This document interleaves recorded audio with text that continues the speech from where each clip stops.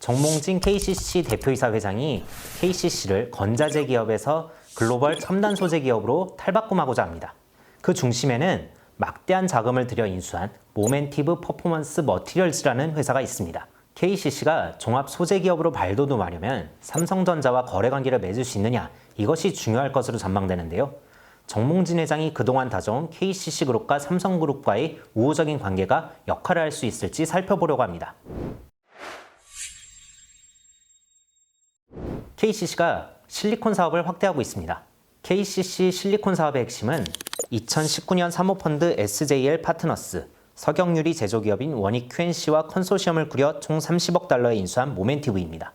KCC의 실리콘 사업이 한 단계 더 도약하려면 삼성전자의 반도체 생산 공급망 안에 KCC가 포함될 수 있는지, 이것이 관건이 될 것으로 시장은 보고 있습니다. 실리콘 시장은 크게 산업공정, 건축건설, 퍼스널 케어 소비재, 운송업, 전기전자, 의료 헬스케어, 에너지 등으로 나뉩니다. 이 가운데 최근 가장 주목받고 있는 곳은 전기전자 분야입니다. 모바일과 5G, 인공지능, 자율주행, 스마트 팩토리, 클라우드와 같은 다양한 4차 산업의 성장에 따라 반도체 등 전기, 전자산업이 지속적으로 성장하면서 반도체 생산에 필요한 실리콘의 수요도 덩달아 늘어나고 있습니다. KCC는 자체적으로도 전자산업 분야에서는 제품의 소형화가 진행되고 있는 만큼 실리콘 소재의 기능성 향상이 요구되고 있다며, 이를 충족하는 기술 개발이 앞으로 실리콘 시장의 승자를 가리는데 주요 키워드가 될 것이라고 내다봤습니다. KCC는 모멘티브를 인수하기 전에도 전기전자용 실리콘 사업을 확대하기 위해 노력했습니다. 하지만 그동안 중저가용 실리콘 사업에 좀 집중해온 탓에 고부가 가치를 낼 수 있는 실리콘 사업에서는 좀처럼 이렇다 할 성과를 내지 못했습니다. KCC가 미국의 다우듀폰, 독일의 바커와 함께 세계 3대 실리콘 기업으로 꼽히는 모멘티브를 인수한 것은 이런 글로벌 반도체 기업인 삼성전자와의 관계를 염두에 둔 것 아니냐, 이런 말이 인수 초창기부터 나왔습니다. KCC가 모멘티브를 통해 삼성전자를 고객 기업으로 유치하면 이를 바탕으로 글로벌 첨단 소재 기업으로 발돋움할 수 있다. 이런 판단이 공격적인 인수합병을 시도한 배경이라는 얘기가 나왔죠.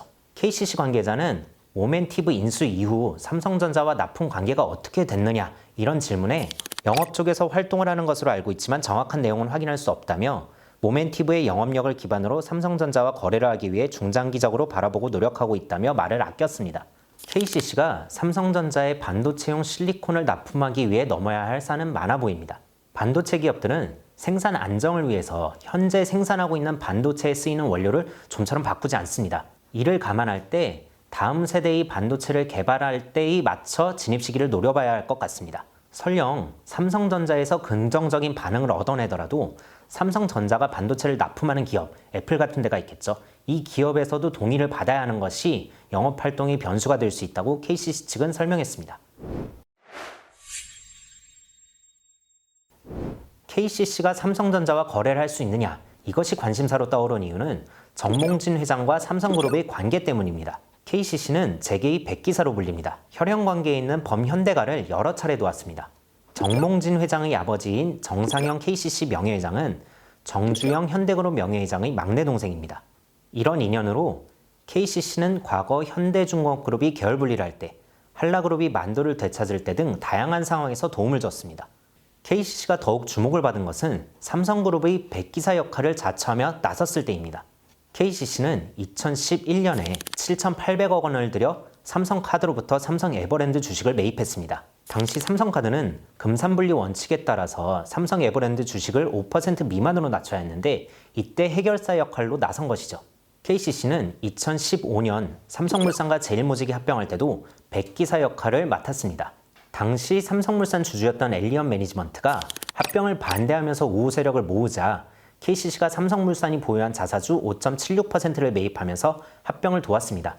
이 결과로 현재 KCC는 이재용 삼성전자 부회장에 이은 삼성물산의 2대 주주로 있습니다. 이런 관계들을 감안해 볼 때 정몽진 회장이 모멘티브를 인수할 때도 한번 삼성전자와 거래를 해보겠다, 이런 계산이 깔려 있었을 것으로 보는 시각에도 무리가 없어 보입니다. 실제로 정몽진 회장은 삼성물산 지분을 매입한 뒤 삼성물산을 KCC의 고객 기업으로 유치할 수 있었습니다. KCC가 삼성물산 지분을 들고 있지 않을 때만 해도 어떤 삼성물산이 하는 건설 현장에 범현대가의 기업이 영업활동을 하는 것은 금지돼 있었다고 합니다. KCC는 단순한 건자재인 석고보드를 삼성물산 시공 현장에 납품하는 것도 어려웠다고 합니다. 하지만 KCC가 삼성물산 지분을 매입한 뒤 거래 관계는 트이게 됐습니다. 정몽진 회장은 당시 기획팀에 삼성을 뚫으면 얼마만큼 이득을 볼 수 있는지 싹 다 연구해라 이렇게 지시했다고도 합니다. 기업 간의 거래는 기본적으로 경쟁력 있는 제품의 공급과 가격, 이것의 이해관계가 맞아떨어져야만 합니다. 하지만 기업들이 다져온 신뢰관계도 무시할 수 없는 요인입니다. 정몽진 회장은 KCC를 글로벌 첨단 소재 기업으로 만들고자 합니다. 그 중심에는 실리콘 사업이 있습니다. 정몽진 회장은 과거 지속가능 경영 보고서에서 KCC는 모멘티브 인수를 통한 미래 성장 동력 창출에 성공했다며 이를 기반으로 글로벌 첨단 소재 기업으로서의 KCC 비전을 함께 실현해 나갈 것이라고 말했습니다. 기업의 정체성을 건자재에서 첨단 소재 분야로 옮기겠다는 것이죠. KCC의 사업 보고서를 보면 이미 사업의 중심이 이동했다는 점을 확인할 수 있습니다. KCC는 2018년까지만 해도 사업 부문을 건자재, 도료, 그리고 기타 등 3개 부문으로 나누었습니다. 하지만 2020년에는 건자재와 도료, 실리콘, 기타 등 4개 부문으로 나누고 있습니다. 실리콘 사업이 KCC에서 가장 중요한 사업 부문으로 자리 잡았다는 사실은 매출 비중에서도 드러납니다. 실리콘 부문의 매출 비중은 2018년만 해도 25% 정도였지만 작년에는 70%를 넘어섰습니다. 실리콘 사업의 성장성은 높은 편입니다. 글로벌 리서치 기업인 마켓앤마켓의 조사에 따르면 전 세계 실리콘 시장은 2021년 167억 달러에서 연평균 7%씩 성장해 2026년에는 234억 달러에 이를 것으로 전망됩니다. KCC가 실리콘 분야의 선두 기업인 모멘티브를 통해서 실리콘 사업을 확대해 나갈 수 있는 체력을 갖추고 있다. 이렇게 증권가는 평가하고 있습니다. 김기룡 유한타증권연구원은 실리콘 부문의 성장은 KCC에 숨기고 싶지 않은 기대감이라며 올해는 실질적인 모멘티브 인수 효과를 기대해도 좋은 시점이라고 내다봤습니다. 모멘티브는 2020년 3분기까지만 해도 코로나19에 따른 실리콘 수요 급감으로 실적 악화를 면치 못했습니다. 하지만 지난해 4분기부터 흑자 전환에 성공하면서 앞으로 실적 개선 기대감이 높아지고 있는 상황입니다. 모멘티브는 4월부터 주요 고부가 가치 제품의 가격을 전 세계적으로 동일하게 10%에서 20%씩 인상하기도 했습니다. 실적 개선 가능성이 더 높아진 것이죠. 모멘티브는 세계 최초라는 타이틀을 여럿 가진 글로벌 실리콘 분야의 강자입니다. 1940년 세계 최초로 산업용 실리콘 생산 기술을 확보했으며 1974년에는 건설 현장에서 많이 쓰이는 구조용 실란트를 개발했습니다. 샴푸와 린스가 결합된 투인원 샴푸 실리콘을 처음 시장에 내놓은 회사도 모멘티브였습니다. 모멘티브는 이 밖에도 자외선 차단 기술, 유기발광 다이오드용 실리콘 등 다양한 분야에서 선두 기업의 반열에 오른 회사로 평가받고 있습니다. 정 회장은 KCC와 모멘티브의 실리콘 사업 시너지를 확대하기 위해서 사업 구조 재편도 마쳤습니다. KCC는 2020년 12월 1일 실리콘 사업 부문을 물적 분할해 KCC 실리콘이라는 회사를 세웠고요. 올해 1월 모멘티브 코리아의 자회사로 편입하는 등 그룹 내 모든 실리콘 사업 부문을 모멘티브를 지배하는 MOM 홀딩 컴퍼니 산하에 두었습니다. 오늘 얘기는 어떠셨나요?